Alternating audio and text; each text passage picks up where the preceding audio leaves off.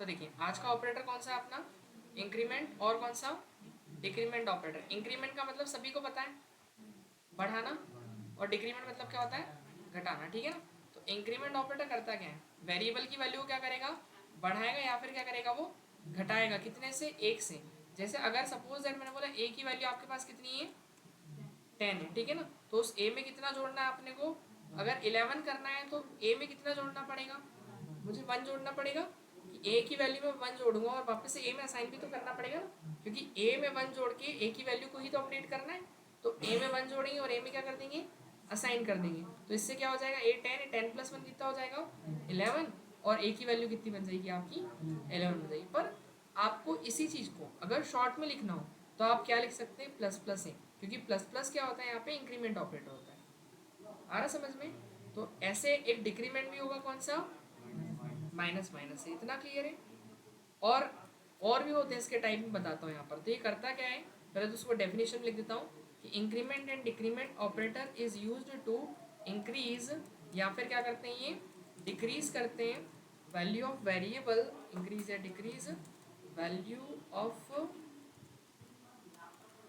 Variable.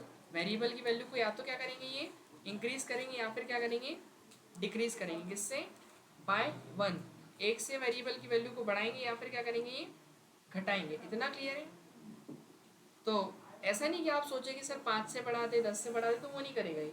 केवल उसका काम क्या है, एक से बढ़ाएगा और एक से क्या करेगा, वेरिएबल की वैल्यू को घटाएगा। जब भी आपको वेरिएबल में एक इंक्रीज, वेरिएबल की वैल्यू में एक इंक्रीज करना हो या डिक्रीज करना हो तो आप इंक्रीमेंट डिक्रीमेंट ऑपरेटर लगा के कर सकते हैं। इतना क्लियर है। तो इंक्रीज हो जाएगी वैल्यू या फिर डिक्रीज हो जाएगी, किससे, बाय 1 से। अब इसमें भी दो टाइप के इंक्रीमेंट और डिक्रीमेंट होते हैं, ठीक है।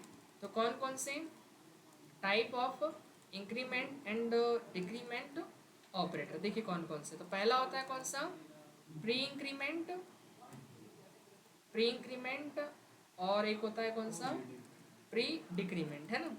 फिर एक होगा कौन सा, पोस्ट इंक्रीमेंट, और होगा पोस्ट डिक्रीमेंट, है ना। तो ये इतने होते हैं। तो अब जो प्री इंक्रीमेंट और प्री डिक्रीमेंट है, प्री का मतलब क्या होता है वैसे, पहले, है ना, प्री मीन्स दैट पहले। तो जिसमें वेरिएबल की वैल्यू, जहाँ मतलब ऐसा होता है कि अपने को पहले अगर वेरिएबल की वैल्यू इंक्रीज हो जाए तो आप, या डिक्रीज हो जाए तो कौन सा इंक्रीमेंट डिक्रीमेंट लगाएंगे, प्री इंक्रीमेंट या प्री डिक्रीमेंट। लेकिन हम चाह रहे हैं कि नहीं, पहले हमको वैल्यू यूज करनी है, बाद में इंक्रीज हो या डिक्रीज हो। तो बाद में अगर इंक्रीज डिक्रीज करना है तो कौन सा लगाएंगे, पोस्ट लगाएंगे। इतना क्लियर है। तो यहाँ पर प्री इंक्रीमेंट में साइन कैसा होगा, प्री में क्या होता है, जो साइन होता है वो हमारा जो भी ऑपरेंड हो, ऑपरेंड मतलब जो वेरिएबल है उसके कहाँ लगता है, पहले लगता है। ऑपरेंड से पहले साइन लगेगा मतलब प्री इंक्रीमेंट है। और प्री डिक्रीमेंट में क्या होगा, माइनस का साइन बस पहले लग जाएगा। इतना क्लियर है। तो इंक्रीमेंट ऑपरेटर की पहचान कैसे होगी, प्लस प्लस से।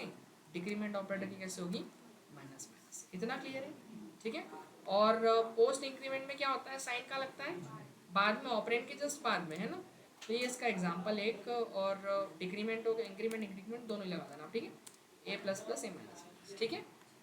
ओके, तो एक एक प्रोग्राम करके देखिए। अब देखिए प्री इंक्रीमेंट बोलता क्या है कि पहले वेरिएबल की वैल्यू इंक्रीज होगी या डिक्रीज होगी, फिर आप यूज करोगे। फर्स्ट इंक्रीज या decrease value of variable, then use. लेकिन ये उसका उल्टा है, ये क्या बोलेगा, पहले वैल्यू यूज करो देन फिर इंक्रीज या फिर क्या करेगा, डिक्रीज करेगा, है ना। तो ये डिफरेंस है, देखिए कैसे प्रैक्टिकली करके देखते हैं पहले अपन। stdio.h, फिर इसके बाद अपन ले लिया मेन, और मेन में फिर क्या ले लिया अपन ने, एक ए ले लेते हैं, एक में काम हो जाएगा, है ना। वैसे तो एक ही वेरिएबल लेते हैं, कितने ले लिया मैंने उसके अंदर, 10। अब मुझे क्या करना है, इस 10 में जैसे प्री इंक्रीमेंट लगाना है, मतलब ए की वैल्यू को +1 से बढ़ाना है। तो अपन सीधे आते हैं, हमको एक परसेंटेज डी लगाना पड़ेगा आंसर के लिए, पता है ना, कन्वर्जन स्पेसिफिकेशन पढ़ा था, ठीक है। तो परसेंटेज डी लगाते हैं किसके लिए, इंटीजर वैल्यू को प्रिंट करने के लिए, है ना। क्योंकि आपको पता है कि 10 में अगर एक इंक्रीज होगा तो क्या आएगा, 11 आएगा। तो परसेंटेज डी 11 इंटीजर वैल्यू को प्रिंट करने के लिए, ठीक है। और यहाँ वैल्यू आएगी कहाँ से, प्लस प्लस ए से। तो प्लस प्लस ए का मतलब क्या है कि ए में 1 को ऐड करो और ए में असाइन कर दो, है ना। तो प्लस प्लस ए मतलब ए में ऐड 1 ऐड हो जाएगा, मतलब 10 में 1 ऐड होगा 11, तो ए कितना बन जाएगा आपका, 11 बन जाएगा। आ रहा समझ में। एक बार रन करके देखिए, तो 11 आना चाहिए अपने पास आंसर।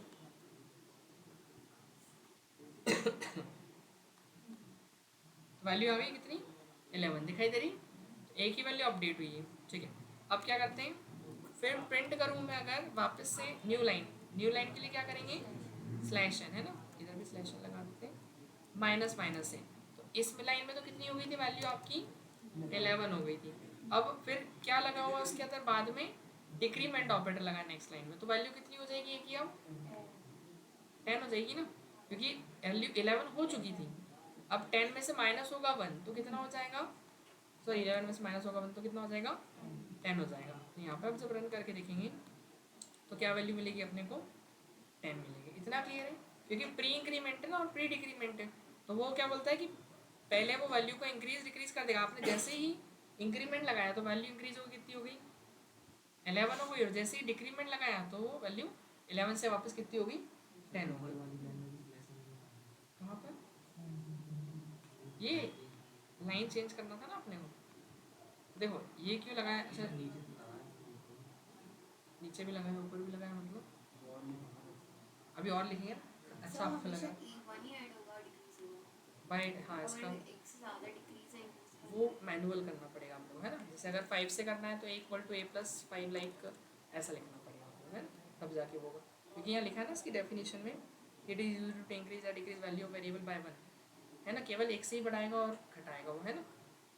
तो अब देखिए, अब मैं लगाता हूँ इसके अंदर क्या, पोस्ट इंक्रीमेंट, तो percent is d slash n and value कहाँ से, A++, तो पोस्ट डिक्रीमेंट इंक्रीमेंट क्या बोलता है कि पहले आपकी वेरिएबल की वैल्यू यूज़ होगी, बाद में वो इंक्रीज़ करेगा, तो अभी 10 ही यूज़ होगी, इस लाइन में कितनी रहेगी, मतलब 10 होगी, बट वो इंक्रीज़ कब करेगा उसको, नेक्स्ट लाइन में, मतलब यहाँ पे क्या होता है, होल्ड करके रखेगा वो, देखना 11 क्या होगा, होल्ड होगा यहाँ पे, ठीक है ना, क्योंकि वो पहले वेरिएबल की वैल्यू को यूज़ करने देता है, बाद में फिर इंक्रीज करता है, क्यों, क्योंकि पोस्ट इंक्रीमेंट है। अब मैं एक बार रन करके देखता हूँ तो आपको क्लियर हो जाएगा। तो 11 10 और फिर वापस से 11 होनी चाहिए थी क्योंकि इंक्रीमेंट लगा है, बट होगा कितना, इंक्रीमेंट नहीं होगा क्योंकि पोस्ट इंक्रीमेंट लगा हुआ है, तो कितना होगा यहाँ पे, 10 ही होगा। ये देखिए 15 कहाँ से आ गया, अच्छा वो चेंज कर देता क्या मैंने, ओह सॉरी इसको हटा दें, लाइन लिख देते ना अपन, ठीक है, तो कितना हो गया 11 10, लेकिन बढ़नी चाहिए थी, लेकिन कितना है वो नहीं बढ़ी, अभी वो इंक्रीज करेगा बट कौन सी लाइन में, उसको अगली लाइन में, क्योंकि पोस्ट इंक्रीमेंट है। अगर जब मैं यहाँ पे अब वैल्यू प्रिंट कर रहा हूँ अगर ए की, ऐसा लिख देता हूँ मैं, value of A is percentage D और वैल्यू फ्रॉम ए, तो अब ए की वैल्यू क्या हो जाएगी, वैल्यू ऑफ ए ऐसा लिख दूँ आफ्टर पोस्ट इंक्रीमेंट, आफ्टर कौन सा इंक्रीमेंट है, पोस्ट इंक्रीमेंट, है ना, कि पोस्ट इंक्रीमेंट के बाद क्या वैल्यू है, value of A after post increment, ठीक है। चेक करते हैं, तो वैल्यू बनाना चाहिए, दिखाई दे रहा है। तो क्या किया उसने, मतलब यहाँ पे यूज़ किया पहले वैल्यू को, देन बाद में क्या किया उसने, इंक्रीज़ किया, आ रहा समझ में, तो वो एक लाइन बाद क्या करता है, इंक्रीज़ करता है, और जो प्री वाला है वो तो सेम लाइन में इंक्रीज़ कर देता है या डिक्रीज़ कर देता है। इसके बाद अगर मुझे पोस्ट डिक्रीमेंट लगाना है तो अपन क्या लिखेंगे, परसेंटेज डी और ए माइनस माइनस, तो बताइए क्या वैल्यू प्रिंट करेगा ये, अभी यहाँ कितना हो गया था पता है ना आपको, 11 हो गया था, है ना, तो अब यहाँ पे क्या होगा डिक्रीमेंट में, 11 ही होगा ना, क्यों, बिकॉज पोस्ट डिक्रीमेंट है नहीं, प्री होता तो पहले ही घट जाती ना, वो 10 हो जाती है, अगर यहाँ पे आप ऐसा लगा देंगे तो क्या हो जाएगा, 10 हो जाएगा वो, लेकिन पोस्ट लगा हुआ है ना, पोस्ट मतलब वो कि पहले वैल्यू यूज़ करो उसके बाद फिर इंक्रीज़ करो, तो वैल्यू कितनी हो जाएगी आपकी यूज़ होगी तो 11 ही रहेगी पहले तो, फिर उसके बाद क्या होगी, अगर उसको प्रिंट करवाएंगे तो फिर वो कितना होगा, वैल्यू ऑफ ऐसा लिख देता हूँ मैं, वैल्यू ऑफ ए आफ्टर इसके बाद में पोस्ट डिक्रीमेंट, है ना, तो पोस्ट डिक्रीमेंट के बाद में जो वैल्यू होगी वो प्रिंट करेंगे, is percentage D and value from A, तो इसमें कोई इंक्रीमेंट नहीं लगाया, बट फिर भी डिक्रीमेंट भी नहीं लगाया, इंक्रीमेंट भी नहीं, क्योंकि जो पोस्ट इंक्रीमेंट है वो नेक्स्ट लाइन में उसको इंक्रीमेंट या डिक्रीमेंट देगा। यहाँ पे वैल्यू क्या हो जाएगी आपकी, अब 10 हो जाएगी, देखिए, तो यहाँ पर स्लेशन नहीं लगाया, यहाँ भी नहीं लगाया अपन ने, और एक यहाँ लगाएंगे अपन, है ना, बस आखिरी में तो ज़रूरत है ही नहीं अब अपने को। तो देखिए क्या था, 11 था, तो यहाँ पे हमने वो लगा रखा था क्या, पोस्ट डिक्रीमेंट, वो डिक्रीज नहीं हुई है वैल्यू, वो डिक्रीज कहाँ हुई है, नेक्स्ट लाइन, ठीक है, कुछ डाउट इसमें नहीं, तो ऐसे ये काम करेगा। अब इसको एक काम करते हैं, एंड करने के लिए क्या लगा देंगे, रिटर्न और 0, अगर आपको समझ में ना आए तो मैं थोड़ा मैसेज लिख देता हूँ कि यहाँ पे क्या किया अपन ने, प्लस प्लस ए किया है, यहाँ पे क्या किया है माइनस माइनस से, है ना, मैसेज दे रहा हूँ केवल क्लियर हो जाए इसलिए। यहाँ तो क्या था, अच्छा प्लस प्लस ही किया ना अपन ने, ए प्लस प्लस, फिर उसके बाद यहाँ पे क्या किया, ए माइनस माइनस हो जाएगा, ठीक है। तो अभी सिस्टमेटिक दिखेगा आपको, है ना, ये कहाँ पे क्या हुआ है, प्लस प्लस ए ने प्री इंक्रीमेंट में कितना हो गया 10 से वो 11 हुआ है क्योंकि यूज़र ने 10 वैल्यू दी थी, है ना। फिर प्री डिक्रीमेंट तो ऑब्वियसली घटेगी सही वैल्यू। यहाँ पे क्या था, पोस्ट इंक्रीमेंट है तो देखो पोस्ट में बढ़ती नहीं है वैल्यू, वो नेक्स्ट लाइन में इंक्रीज होगी, हुई। फिर क्या था, डिक्रीमेंट है पोस्ट वाला, तो वो वैल्यू वही यूज़ होगी, पहले वैल्यू यूज़ होगी देन इंक्रीमेंट होगा, डिक्रीमेंट होगा। क्लियर है इतना, ऐसे काम करेगा। कुछ डाउट है इसको किसी को इसमें, संस्कार क्लियर, ठीक है। अब एक काम करते हैं अपन, नेक्स्ट अपना है कौन सा ऑपरेटर, फोर्थ लॉजिकल ऑपरेटर, है ना। तो लॉजिकल ऑपरेटर क्या करता है, लॉजिक हमारा चेक करेगा यूज़र के द्वारा दिया हुआ, और अगर वो लॉजिक सही हुआ तो वो ट्रू रिटर्न करेगा, नहीं तो क्या रिटर्न करेगा, फॉल्स रिटर्न करेगा, है ना। अब इसका जो आउटपुट होता है लॉजिकल ऑपरेटर का ट्रू और फॉल्स में, वो जैसे रिलेशनल में होता है ना, मैंने बताया था 0 और 1 में आता है कि अगर ट्रू होता है तो क्या देगा 1 देगा, और अगर फॉल्स हुआ तो क्या देगा 0, जहाँ 1 का मतलब क्या होता है ट्रू और 0 का मतलब क्या होता है फॉल्स। इतना क्लियर है, ठीक है। अब जैसे मान लीजिए मुझे ये चेक करना है कि 10 बड़ा है 5 से, तो ये क्या 10 बड़ा होता है 5 से, होता है ना, ऑब्वियसली होता ही, 10 तो बड़ी होता है ना 5 से, क्या कहाँ कहाँ पढ़ा आपने ऐसा 5 छोटा होता है 10 से, नहीं होता ना हाँ बोल रहे हैं कि ना बोल रहे हैं, 5 छोटा ही होता है ना, सही है।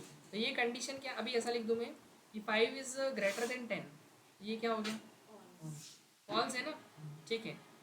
ये तो फॉल्स है, तो ये तो क्यों रिलेशन ऑपरेटर भी दे देगा ना अपने को, कि मैं अगर ऐसा लिख दूंगा कि 5 इज ग्रेटर देन 10, तो रिलेशन ऑपरेटर या तो ट्रू दे देगा या फॉल्स दे देगा। कैसे मैं समझाता हूँ देखिएगा, अगर एक छोटा सा नॉर्मल सा प्रोग्राम बनाया जाए, कल जो किया था वो वाला, है ना, इंटीजर मेन, कल क्या किया था अपन ने, शायद 2 नंबर लिए थे ना, हाँ ए की वैल्यू कुछ ली थी अपन ने, 2 वेरिएबल लिए थे, ए और क्या बी, फिर ए में कुछ वैल्यू ली थी और बी में कुछ वैल्यू ली थी, ऐसा किया था अपन, है ना।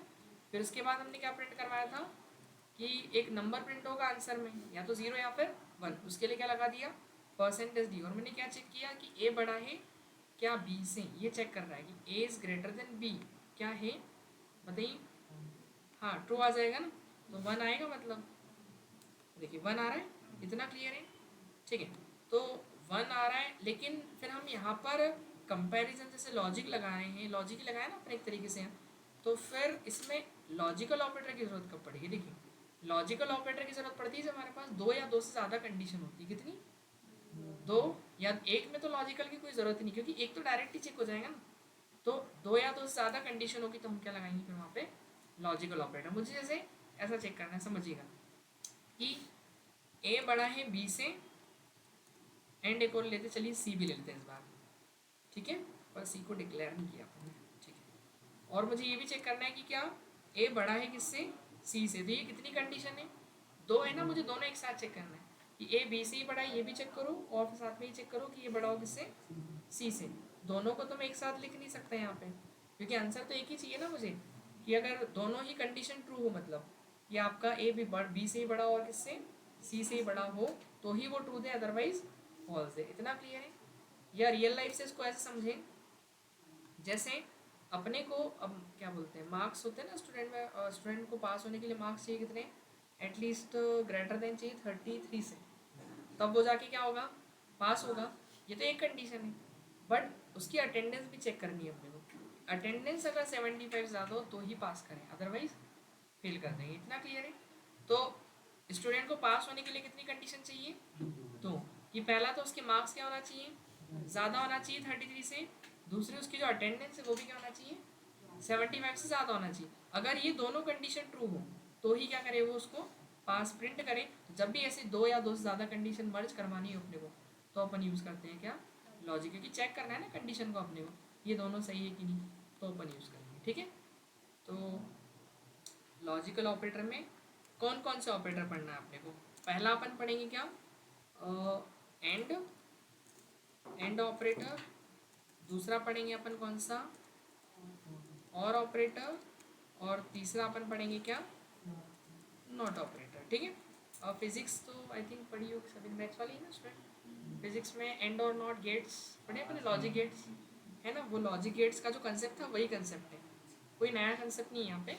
तो लॉजिक गेट्स में क्या आता था कि ऑल कंडीशंस चेक की जाती थी, आपकी सारी सही होनी चाहिए तो ट्रू देता था वो, है ना, कि ऑल जितने भी कंडीशंस हैं ट्रू होना चाहिए। तो इसमें अपन लिख देते हैं कि इफ़ ऑल कंडीशन में COND लिख रहा हूँ ना कंडीशंस को, if all conditions are true, अगर सारी कंडीशन ट्रू है, देन ये रिटर्न क्या करेगा अपने को, रिटर्न करेगा ट्रू।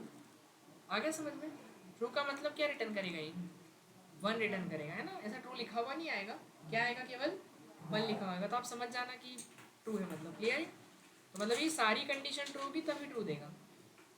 एंड इफ अनु भी कर लिया मैं थे, अरे यहाँ तो कोई और बेटा सही में, अच्छा क्या अच्छा हाँ याद आया, याद आया, परसों नहीं आया था। ठीक है। And if any one condition one condition is false, then return क्या होगा आपको, फॉल्स। वो फॉल्स का मतलब क्या रिटर्न होगा, 0 रिटर्न हो जाएगा, है ना। तो क्या है स्टेटमेंट, एक बार समझते हैं कि जब सारी कंडीशंस ट्रू होंगी तभी ट्रू देता है, और अगर सब में से एक भी गलत है तो क्या दे देगा, फॉल्स दे देगा, है ना। तो कहने का मतलब ये है कि जैसे अगर एग्जांपल लेते हैं अपन, अगर हमारे पास 100 कंडीशंस है, कितनी 100, अब 99 से ये बट एक गलत है तो क्या देगा ये, ट्रू या फॉल्स, फॉल्स देगा या ट्रू देगा, 99 से ये बट एक गलत है, हाँ तो फॉल्स ही देगा ना, क्योंकि उसको तो केवल एक फॉल्स चाहिए कोई भी, है ना। सही मतलब ट्रू कब देगा वो, जब सारी ही ट्रू होंगी, मतलब एक भी गलत है तो वो, एक भी गलत है तो भी ट्रू देगा, दो भी गलत है तो भी ट्रू देगा, सारी फॉल्स देगा मतलब, और अगर सारी गलत तो भी क्या देगा वो, फॉल्स ही देगा। जब तक वो सारी सही नहीं होगी तब तक क्या नहीं देगा वो, ट्रू नहीं देगा अपने को, है ना, क्लियर इतना। इसकी याद हो ट्रूथ टेबल अपन बनाते थे, ट्रू ट्रू क्या हो जाएगा इसमें, ट्रू ट्रू फॉल्स क्या होगा, फॉल्स जाएगा ना, क्योंकि एक भी फॉल्स है तो फॉल्स, एक फॉल्स ट्रू, फॉल्स फॉल्स, ये भी फॉल्स जाएगा, इतना क्लियर है। तो ये अपन ऐसा रहेगा इसमें, ठीक है।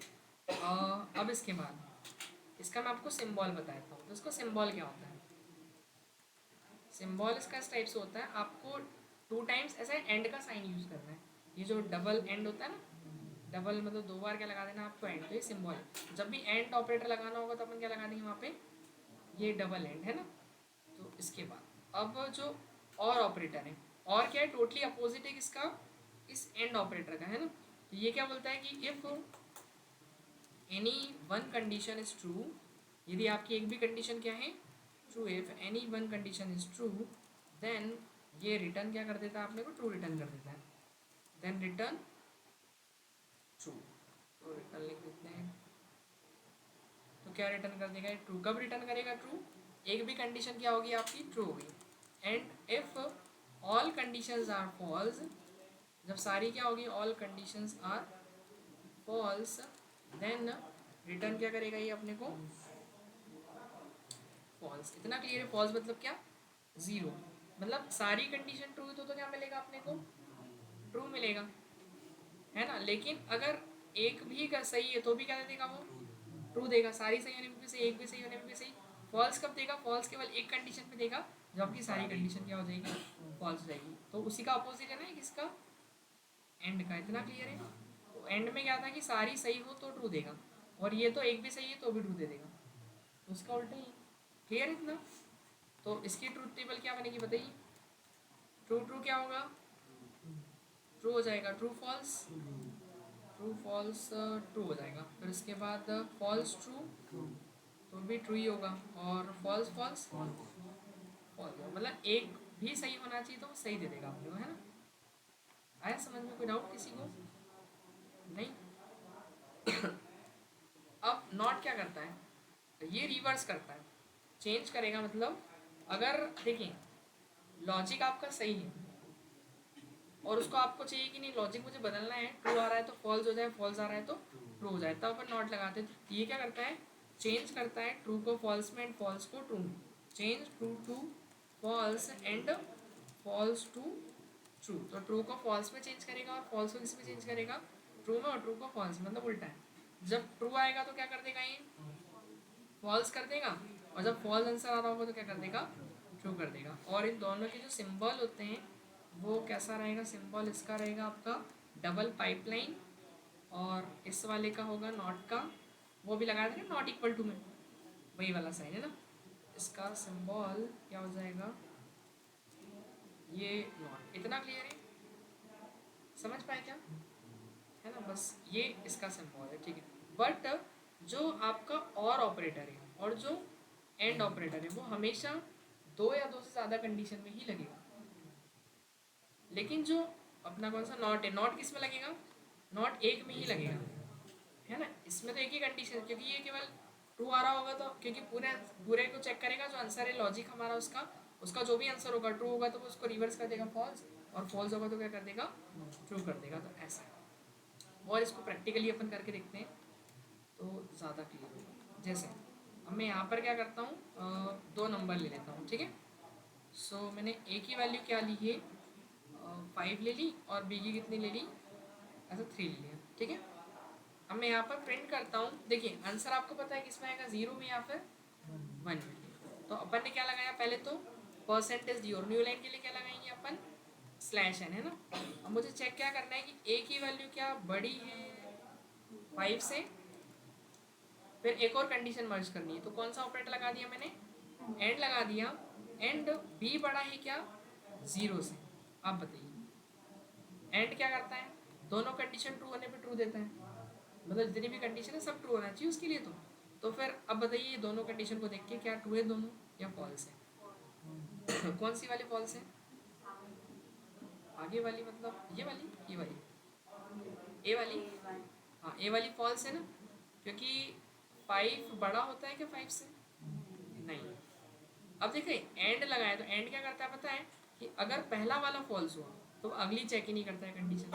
क्यों, बिकॉज पहली गलत है तो वहीं से क्या रिटर्न कर देता है, फॉल्स। वो आगे वाले को चेक नहीं करेगा। अगर पहला वाला सही होगा तो वो अगले वाले पे जाएगा, नहीं तो वो यहीं से क्या रिटर्न कर देगा आपको, फॉल्स। तो ये सीधे आंसर पहली वाली को चेक करके क्या दे देगा, फॉल्स दे देगा।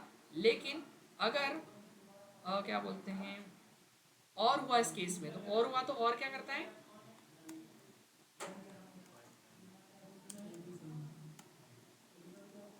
ये ऐसा है कि अगर पहला अगर सही नहीं चलो तो ठीक है, तो अगली वाली को चेक करता है। आ रहा समझ में, तो वो क्या करता है, क्योंकि उसको तो एक भी ट्रू चाहिए ना, पहले के गलत होने से कोई फर्क नहीं पड़ेगा, सारे में सारे गलत होना चाहिए, जब जाके वो अपने को क्या देगा, फॉल्स रिटर्न करेगा, है ना। तो बताइए इस वाले का क्या आ जाएगा, फॉल्स या ट्रू, ये ट्रू आएगा क्योंकि ये तो फॉल्स है ना। बट आगे वाली को जब चेक करेगा तो बी कितना है 3, और 3 बड़ा होता है क्या 0 से, हाँ होता है। तो ये ट्रू होने के कारण ट्रू मिलेगा, बट इसमें इसके फॉल्स होने के कारण फॉल्स मिलेगा। तो मतलब इसमें आंसर क्या आएगा आपका 0, और इसमें क्या आ जाएगा, चेक करते हैं एक बार, 0 और 1।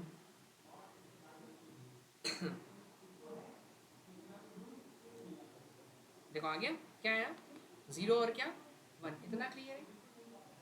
ओके, अब यहाँ पे अपन क्या करते हैं, एक और प्रिंट करवाया मैंने, तो यहाँ पे लगा दिया print tab percentage D new line, और फिर मैं यहाँ पे क्या चेक कर रहा हूँ, ए ग्रेटर देन बी। बताइए क्या आएगा, ट्रू या फॉल्स। अभी मैंने कोई नॉट नहीं लगाया है ना यहाँ पे, आप नॉर्मली अभी देख के बताइए इससे ट्रू आएगा, रिलेशन ऑपरेटर लगाऊंगी, रिलेशन वाला है ना। तो क्या आएगा, ट्रू या फॉल्स, ट्रू है, 5 बड़ा है 3 से, हाँ है, तो ट्रू आएगा, है ना। बट अगर मुझे इसको फॉल्स बनाना है तो मैं इसके आगे जाके क्या लगा दूंगा, नॉट। तो उसको एक कंडीशन बना दिया ब्रैकेट में करके अपन ने, और फिर क्या लगा दिया बाहर अपन ने, नॉट। तो नॉट क्या करता है, जो भी आउटपुट आ रहा होगा उसको उल्टा कर देगा। अब अगर ट्रू आ रहा होगा तो फॉल्स कर देगा, फॉल्स आ रहा है तो ट्रू। तो अभी आ क्या रहा था, वैसे ट्रू आ रहा था, तो वो उसको फॉल्स बना देगा। तो देखिए आंसर क्या देगा, वो लास्ट में 0 दे देगा, तो 0 1 0 हो जाएगा ना आंसर अपना। टर्मिनल स्लो हो गया, ये देखो 0 1 और 0, इतना क्लियर है। कुछ डाउट है क्या इसमें? नहीं, तो यहीं पे अपन बस इसके आगे तो कुछ करना नहीं है, तो क्या लगा देंगे, है ना। तो ये ऐसे काम करेगा। अब जो नेक्स्ट ऑपरेटर है अपना वो कौन सा है? इंक्रीमेंट डिक्रीमेंट लॉजिकल के बाद फिफ्थ है, शायद सिक्स है। ये कौन सा था? मतलब सिक्स है वो। अब जो आएगा है ना, तो वो कौन सा है अपना? कंडीशनल, या फिर उसको क्या बोलते हैं अपन? टर्नरी ऑपरेटर, है ना। तो कंडीशनल या फिर टर्नरी ऑपरेटर, देखिए कंडीशनल मतलब वही कंडीशन को चेक करेगा ये भी, और फिर आपको क्या देगा? आंसर देगा। तो कंडीशन अगर आपकी ट्रू हुई तो क्या रिटर्न करेगा? अब यहाँ पर कंडीशन ट्रू होती है तो ये ट्रू और फॉल्स नहीं रिटर्न करता है, पता है। पहले तो आपकी कंडीशन चेक होती है, अगर कंडीशन सही है तो इसमें क्या होता है, क्वेश्चन मार्क और एक कॉलन, दो चीज़ होती है। क्या क्या होता है? पहला क्या होता है? क्वेश्चन मार्क, और क्वेश्चन मार्क के बाद क्या हो जाएगा, यहाँ पे जो भी लिखा हुआ होगा आपने वो एग्जीक्यूट हो जाएगा। क्यों? बिकॉज ये जो सेक्शन होता है, किसका सेक्शन होता है? ट्रू का सेक्शन होता है। इतना क्लियर है? मतलब करेगा क्या, आपकी कंडीशन चेक करेगा। अभी लॉजिकल क्या कर रहा था, वो भी कंडीशन चेक कर रहा था ना, बट वहीं से वो क्या रिटर्न कर रहा था, ट्रू या फिर फॉल्स। बट ये क्या करता है, कंडीशन को चेक करता है, और अगर कंडीशन ट्रू होती है तो फिर क्वेश्चन मार्क ब्लॉक में जो भी लिखा हुआ था वो एग्जीक्यूट होता है। ऐसा क्यों? तो ये क्वेश्चन मार्क ब्लॉक किसका सेक्शन होता है? ट्रू का सेक्शन होता है। आ रहा समझ में? लेकिन अगर यहाँ की कंडीशन फॉल्स होगी तो उसके लिए कौन सेक्शन होगा? एक कॉलन होता है, कौन सा सेक्शन होगा कॉलन का, और ये किसका सेक्शन होगा? फॉल्स का। तो कॉलन सेक्शन जो होता है वो किसके लिए होता है? फॉल्स का। यानी कि इसको समझने के लिए अपन चलते हैं कहाँ पर, पेंटिंग में।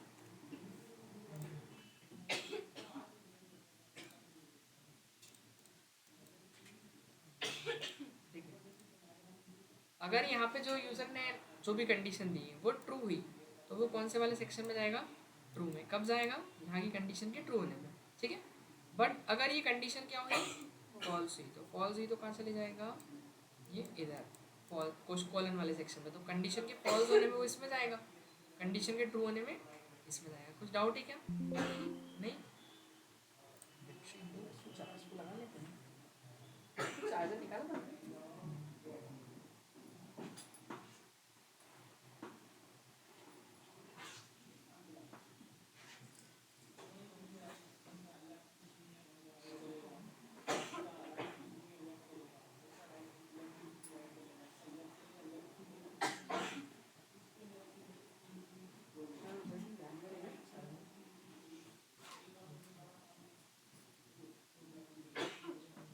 सी टाइप है किसी के पास चार्जर, लैपटॉप वाला?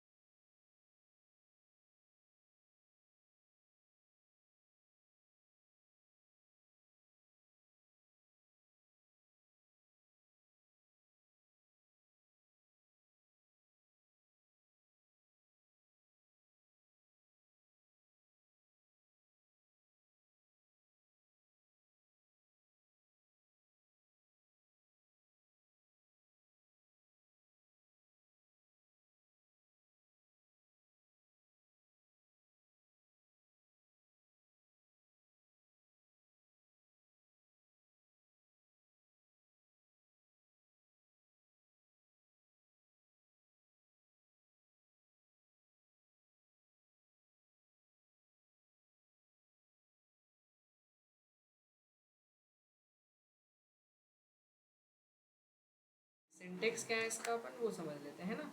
तो कंडीशनल, पहले कंडीशन दी जाएगी, कंडीशन चेक होगी तो जो भी ट्रू में लिखेंगे वो प्रिंट हो जाएगा, मतलब कॉलन क्वेश्चन मार्क के बाद जो लिखेंगे है ना, और नहीं तो फिर फॉल्स में जो लिखेंगे वो प्रिंट हो जाएगा है ना, फॉल्स वाले सेक्शन में नहीं कॉलन वाले सेक्शन में।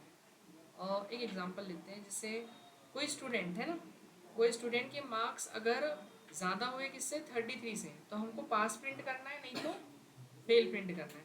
तो यहाँ पे कंडीशन दे देगी कि मार्क्स ज़्यादा होना चाहिए किससे 33 से, तो पास किस में प्रिंट करवाएंगे, क्वेश्चन मार्क में कि कॉलन में, क्वेश्चन मार्क में ना, क्योंकि ट्रू होने पे तो यही चलाना है अपने को, और फॉल्स होने में फेल प्रिंट करवा देंगे है ना। तो एक एग्जांपल देखते हैं इसका, अपन दिखाई दे रहा है मेन, और मेन के बाद फिर अपन क्या करेंगे, एक वेरिएबल बनाते हैं किस नाम से, मार्क्स के नाम से है ना, और फिर यूज़र के कुछ भी मार्क्स अपन एंटर कर देते हैं। तो मार्क्स इज इक्वल टू कितनी कर दूँ वैल्यू में 56 चलेगा है। अब मैं ये चेक करूँगा कि इफ़ जो आपके मार्क्स हैं वो ग्रेटर देन हो किससे 33 से, तो अपने को क्वेश्चन मार्क चलाना है ना, तो क्वेश्चन मार्क चले तो प्रिंट क्या करे, ये पास प्रिंट करे, इतना क्लियर है। और नहीं तो फिर कॉलन चले, और कॉलन चलेगा तो क्या होना चाहिए, प्रिंट फेल। आ रहा कुछ समझ में। तो दोनों चीज़ें प्रिंट नहीं होगी, क्या होगा, या तो क्वेश्चन मार्क में लिखा हुआ चलेगा या फिर कॉलम में लिखा हुआ चलेगा। अब इफ कब लगाते हैं अपन, याद है, जब कोई कंडीशन आती है ना, बट ये जो कंडीशनल ऑपरेटर उसका नाम है, तो इसमें कोई इफ लगाने की जरूरत नहीं पड़ेगी, क्योंकि ये खुद क्वेश्चन मार्क और जो कॉलन है वो इस कंडीशन को चेक करके ही वो रिटर्न करेगा। लेकिन अगर ये चीज़ अपन बिना क्वेश्चन मार्क और कॉलन के लिखेंगे तो फिर आपको क्या लगाना पड़ेगा, इफ लगाना पड़ेगा, ठीक है। तो अभी इसमें इफ की जरूरत नहीं पड़ेगी अपने को, तो ऐसा सिंपली चलेगा, क्लियर इतना।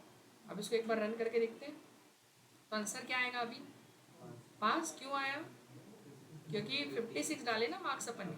अब उसने चेक किया पहले कि 56 ग्रेटर देन ही क्या 33 से, हाँ है, तो वो है तो क्वेश्चन मार्क वाली कंडीशन चलेगी ना, तो पास प्रिंट करा। लेकिन अगर मैंने अभी सपोज दैट 23 कर दिया, तो 23 is greater than 33, no, condition false है, तो फॉल्स है तो कौन सा वाला चलेगा अब इस बार, ये लास्ट वाला चलेगा। देखते हैं, दिख रहा है क्लियर इतना। तो ऐसे काम करेगा, और उसको एंड करने के लिए क्या लगा देंगे अपन, रिटर्न 0, ठीक है। एक काम मुझे करके बताएंगे कि if any person age is above और equal 18, so person is eligible to vote, otherwise not eligible to vote, ठीक है।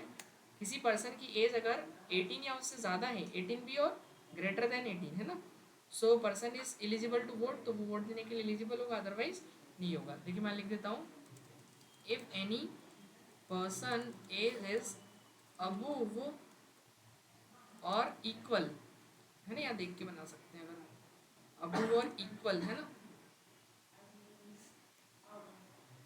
अबव और equal 18, so person is eligible to vote,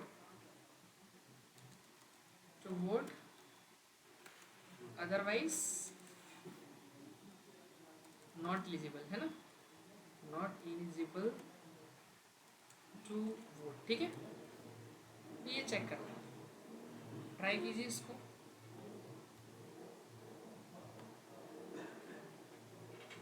एक क्वेश्चन है अपने पास कि write a program to check a number is greater than 5 और not, ये चेक करना है कि ये जो यूज़र ने नंबर जो भी दिया है वो 5 से बड़ा है, तो ऐसा प्रिंट करे कि नंबर इज ग्रेटर देन 5, नहीं तो नॉट ग्रेटर देन 5। आ रहा समझ में, ऐसा तो वो ग्रेटर देन वाले साइन सबको लगा के हो जाएगा ही, ठीक है। देखिए इसमें करेंगे क्या, अपन एक नंबर लेना है और उसको चेक करना है कि वो 5 से बड़ा है या नहीं है, बस इतना।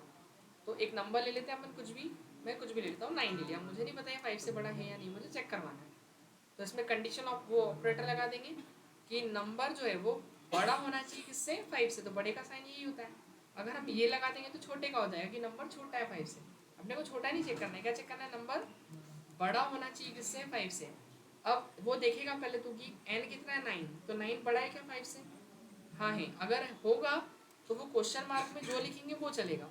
तो क्वेश्चन मार्क में हम मैसेज क्या देते हैं कि नंबर इज ग्रेटर देन 5, कि नंबर क्या है 5 से बड़ा है, और नहीं तो नहीं तो के लिए कॉलन होगा, और नहीं तो क्या प्रिंट कर देंगे, number is not greater than 5, कि नंबर हमारा 5 से बड़ा नहीं है। इतना क्लियर है बस, और यहाँ पे एंड कर देंगे। क्लियर हुआ क्या?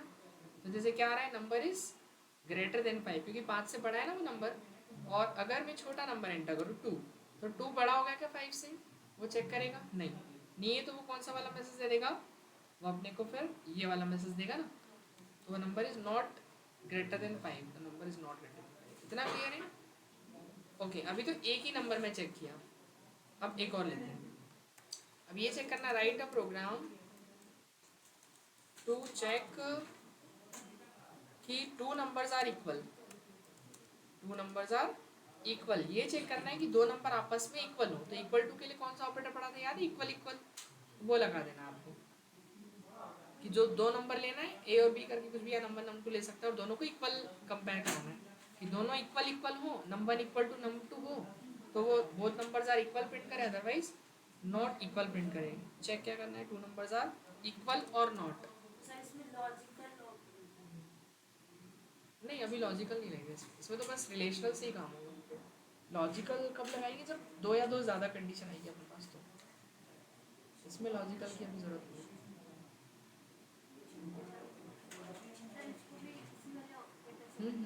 इसी से करना है, उसी के सारे क्वेश्चन दे रहा हूँ, नया दूंगा तो बता दूंगा।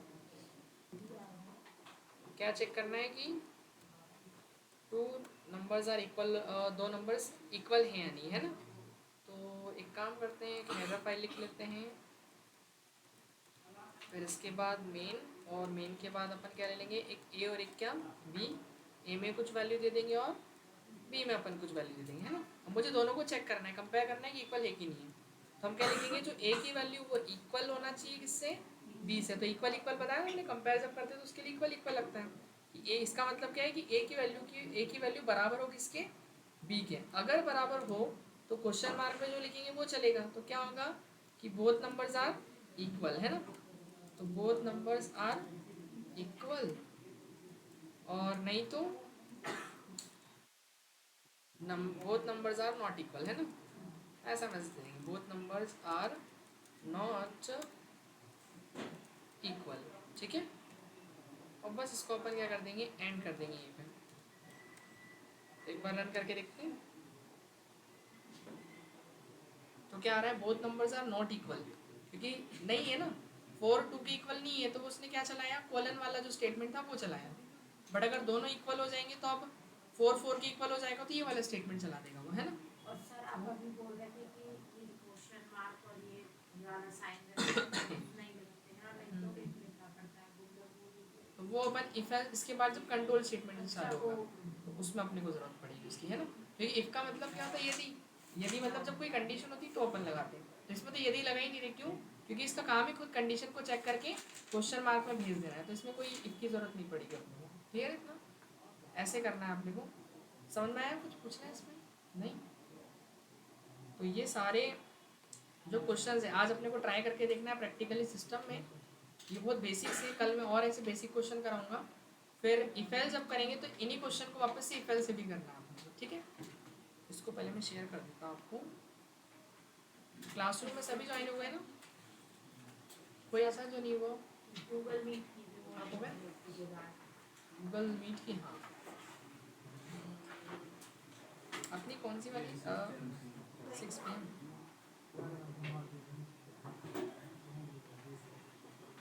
आज कौन सा डे था अपना ऑपरेटर्स का, 3rd।